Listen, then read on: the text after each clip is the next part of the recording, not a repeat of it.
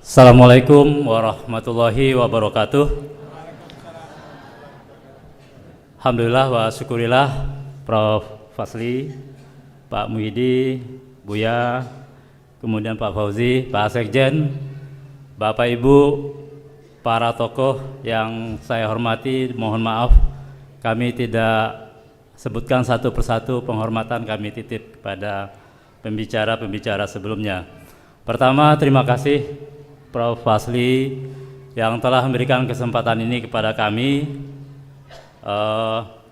Sebenarnya UNAN, Universitas Andalas, dalam hal berminang-minang itu sudah punya kontribusi, memiliki satu prodi, program studi satu-satunya di dunia, namanya Sastra Minangkabau.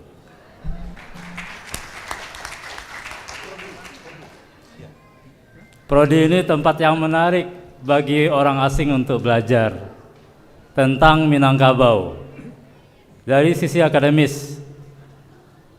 Jadi penelitian tentang budaya Minangkabau, tadi bahasa Minangkabau, ya, adat Minangkabau, kuliner Minangkabau, itu didalami selama 8 semester di Universitas Andalas, dan ada lagi program S2-nya. Jadi yang benar-benar ingin mendalami tentang Minangkabau dari sisi akademis, kami undang anak cucu, relasi untuk datang ke Universitas Andalas. Kalian setuju? Ada? Yang kedua, Prof. Fasli, kita sudah 5 tahun ini serius mendukung nih selangkah lebih maju dari orang Cina, karena tokonya berada di depan ruko orang Cina gitu kan. Nah, kita sebenarnya ingin memberikan kontribusi, ya, kepada masyarakat intelektual dan akademik, sebenarnya seperti apa Minangkabau Entrepreneurship tersebut. Dan kita adakan summer course. Salah satu pembicaranya adalah seperti Pak Suryadi yang di Leiden University, ada dari Mino Sakai, ya, dari UNSW, ada dari Jepang. Jadi ternyata ini peminatnya banyak yang ingin mendalami Minangkabau Entrepreneurship. Dikaji itu sejarahnya, ternyata orang Minang sudah dari dulu sebagai industrialis. Di Surabaya sebelum merdeka itu dulu sudah punya pabrik cat, manufaktur.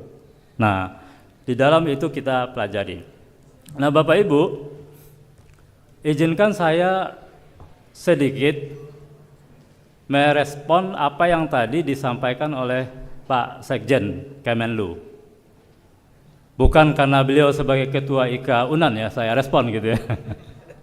Tadi beliau kan punya pesan di akhir bahwa Sumatera Barat ini mesti menjadi provinsi terkemuka di Indonesia. Kan begitu tadi Pak Sekjen, ya. Dan saya yakin kita semuanya sepakat agar Sumbar ini berkemajuan. Sumbar ini maju. Sumbar provinsi terkemuka. Nah, untuk itu saya ingin menyampaikan dalam forum terhormat ini, ada 3 tungku kunci sumber berkemajuan. 3 tungku kunci, kau mau kasih ambo bukan orangnya, tapi budayanya. Yang saya sederhanakan 3 saja. Sumbar kalau mau terkemuka, mau maju, 3 tungku kunci berkemajuannya adalah, yang pertama menurut saya tertib. Jadi kita perlu merevolusi budaya orang Minang, bukan budaya Minangkabau, ya, nanti salah-salah saya kena. Tapi budaya orang Minangnya. Tertib, kunci pertama menurut kami. Cara orang Minang pun harus tertib, mutual respect. Ada yang ngomong, semuanya ikut mendengarkan. Dan saat yang lain ngomong, saya ikut mendengarkan. Menurut saya itu budaya berkemajuan, budaya tertib. Budaya yang kedua produktif. Ya, produktif. Nanti saya coba sampaikan, kan 10 menit ya Pak ya. Yang ketiga, ya peduli. Kepedulian. Kepedulian muncul karena ada sense of belonging, ada rasa memiliki. Nah, kita lihat fakta hari ini Bapak Ibu.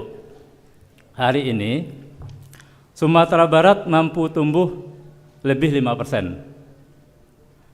Q1 2026 kemarin Sumbar tumbuh lebih 5%. Nah, tumbuh 5% ini didorong oleh konsumsi pemerintah. Ini didorong oleh sektor akomodasi, sektor konsumsi, dan sektor makanan minuman. Artinya kita mulai melihat pengaruh belanja MBG, kemudian Koperasi Daerah Merah Putih. Nah, meskipun kita udah tumbuh lebih dari 5%, pertumbuhan tersebut saya ukur rapuh. Ya. Karena sangat tergantung pada transfer pusat. Bukan pada mesin ekonomi endogen yang kuat, bukan karena mesin ekonomi lokal Sumbar yang kuat. Ya. Padahal tadi target kita mau ikut Astacita 8% atau 6% pertumbuhan. Nah, untuk bisa Sumbar terkemuka, Sumbar berkemajuan, kita harus menerapkan strategi asimetris. Apa itu? Memaksimalkan apa yang kita miliki dan mengakali apa yang tidak kita miliki. Nah, ini tadi ya, yang tadi di-challenge oleh pembicara-pembicara sebelumnya. Nah, Bapak Ibu, yang pertama tadi tertib untuk mencapai 6-8%. Tertib. Kenapa saya sampaikan ini? Karena saya sudah sering ngobrol sama investor. Pak Kemlu sudah, Pak Sekjen ya juga sudah banyak bawa investor. Nah, kepastian hukum sebenarnya adalah investasi yang paling murah. Kepastian hukum berinvestasi itu sebenarnya ya sesuatu yang harus kita usahakan. Jadi tertib dalam arti begini. Jadi Bapak Ibu, investasi swasta tidak datang ke wilayah yang tidak tertib. Ya. Banyak yang sudah dapat izin sudah 11 tahun karena tidak ada kepastian hukum, ya nggak jadi invest.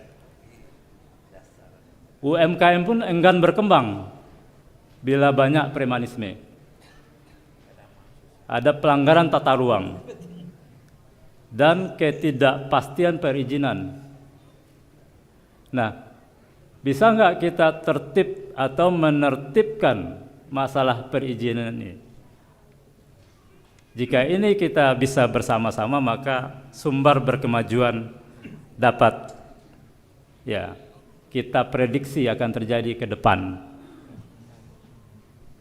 Pilihan kebijakan hari ini menentukan Sumbar berkemajuan ke depan. Nomor 2, Bapak Ibu, yang tadi kami katakan produktif. Ya. Artinya tadi sudah dibuka bahwa faktanya Bapak Ibu, biaya logistik dan biaya indeks logistik ya di Sumatera Barat itu antara 20 sampai 24% dari PDRB kita. Rata-rata ASEAN di bawah 15. Kenapa biaya logistik di kita mahal? Karena konektivitas. Sebelumnya Padang Sicincin bisa 1,5 jam, tapi dengan tol sekarang 30 menit. Nah, kalau seandainya ini selesai sampai Riau, ya tentu akan menekan biaya logistik kita. Nah, kami yakin tadi melalui kolaborasi yang kuat tentunya nanti mudah-mudahan atas kepercayaan dari Utama Karya, kemudian pusat studi kita coba launching ya, para ahli-ahli yang terbaik dan teknologi yang terbaik bisa kita coba pelajari, sehingga nanti pusat studi terowongan dan struktur bawah tanah kompleks itu menjadi yang terdepan di Indonesia jika nanti muncul ya kebutuhan-kebutuhan pembangunan terowongan yang baru. Dan UNAN ingin mengambil posisi strategis dalam hal peningkatan produktivitas di Sumbar. Kita sangat yakin bahwa konektivitas adalah pengganda ekonomi. Terakhir tentang kepedulian. Kalau kita cek data, tadi Pak Fauzi sudah menyampaikannya, Pak Fauzi Bahar, bahwa remiten dari perantau Minang itu berkisar antara 5 sampai 20 triliun per tahun. Ini jumlah yang sangat besar ya, kalau data itu memang range-nya besar, tapi ini jumlah yang besar ya. Kami berpikir ya, ke depan apakah kita perlu membangun agregator kepercayaan dari diaspora. Mungkin dulu ada ACT ya, tapi mungkin karena ada persoalan transparansi dan akuntabilitas, kemudian ada masalah. Nah, kalau dana yang sebesar tadi ya, diagregasi ya, dan di channeling ke nagari dalam bentuk kegiatan-kegiatan produktif ya, itu akan sangat besar pengaruhnya terhadap pemerataan pembangunan berbasis nagari atau community development. Nah, selama ini upaya ini sudah banyak ya, filantropis, charity sudah banyak, tapi bagaimana kita mengagregasi semuanya ini sehingga kepercayaan terbangun dan institusi ya filantropi Minangkabau menjadi salah satu institusi terkemuka yang mampu menjadi sumber-sumber pendanaan kreatif untuk kegiatan-kegiatan produktif. Saya kira demikian. Terima kasih sekali lagi sudah mau mendengarkan. Bapak Ibu, kami yakin sudah banyak mendapatkan pandangan dari tadi.